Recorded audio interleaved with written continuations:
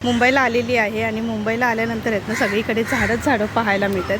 तुम्ही लांबपर्यंत बघितलं तर बघा या रस्त्याला सगळीकडे दोन्ही साईडला झाडं आहेत। या साईडला बघितलं तर बघा दोन्हीकडे झाडं आहेत। उन्हातनं चालतो आणि जेव्हा कुठेतरी सावली दिसते ना तेव्हा आपल्याला असं वाटतं की अरे खरंच आपल्याकडे ना झाडं लावली पाहिजे।